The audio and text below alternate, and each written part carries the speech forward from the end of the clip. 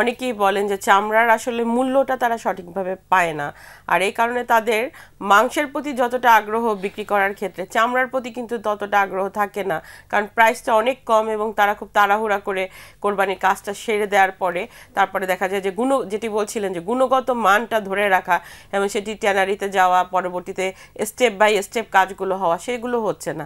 তো এই জায়গায় যে একটা বড় গ্যাপ, এটি কি শুধুমাত্র মূল্যের জন্য, নাকি আসলে প্রপার পলিসিটা এখনো আমরা নিতে পারছি না? এই জন্য এখানে আসলে গ্যাপটা কোথায়?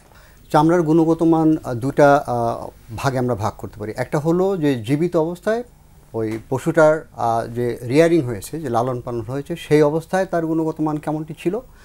আর আরেকটা হচ্ছে জবাই করার পরে, অর্থাৎ মারা যাওয়ার পরে যে চামড়াটা আমরা পাই সেটার গুণগত মানটা কীরকমটা হচ্ছে বা হবে সেটার উপরে।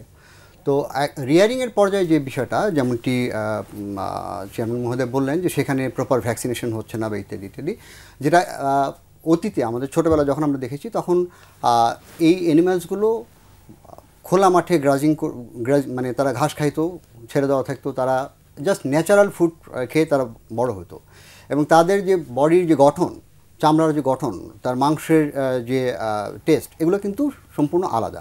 আর এখন যেটা হচ্ছে যে অ্যানিম্যাল হাজবেন্ডারির যেভাবে রিয়ারিং করা হচ্ছে সেখানে প্রচুর পরিমাণে স্টেরয়েড ইউজ করা হচ্ছে। এই স্টেরয়েড ইউজ করার কারণটা হচ্ছে যে যাতে অল্প সময়ে এটা বেশি পরিমাণে ওয়েট হয়, এটা বড় হয়, মোটা তাজা হয়, সেটার কারণে এইটা মাংস বাড়ার সাথে সাথে তার চামড়ার যে স্ট্রাকচার, সেই স্ট্রাকচারের মধ্যেও এটার একটা ডেভিয়েশন হচ্ছে।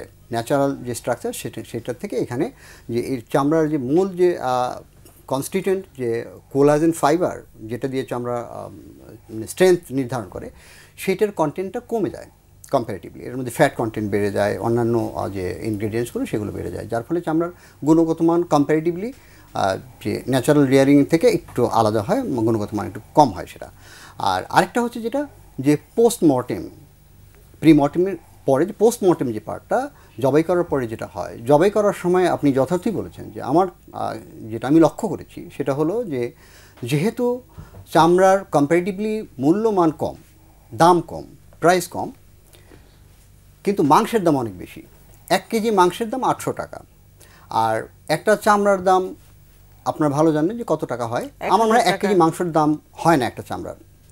তো একটা চামড়ার থেকে যদি আমি 1 কেজি মাংস যদি আমি অতিরিক্ত বের করতে পারি, যে কোনো উপায়ই হোক, তাহলে আমার চামড়ার দাম আমি মাংসের মধ্যেই পেয়ে যাচ্ছি, এবং সেই ক্ষেত্রে তারা চামড়ার গুণগত মানের দিকে অতটা লক্ষ্য করেন না এবং মাংসের দিকটি তারা বেশি নজর দেন। আরেকটা বিষয় হলো যেহেতু এটার দাম কম, কাজে এটার প্রতি তাদের, এটা আমার ধারণা এবং আমি প্র্যাকটিক্যালি, আমি বাস্তবিকভাবে আমার গ্রাম থেকে শুরু করে, আমি গ্রামের ছেলে, গ্রাম থেকে শুরু করে আমি সব জায়গায় দেখেছি যে যেহেতু দাম কম, এখানে ফ্লেকাট হলেও কি আর না হলে কি এটার, এবং বর্তমানে পরিস্থিতি আরও বেশি খারাপ অবস্থা দাঁড়িয়েছে বিভিন্ন জায়গায়, আমি যেটা লক্ষ্য করলাম।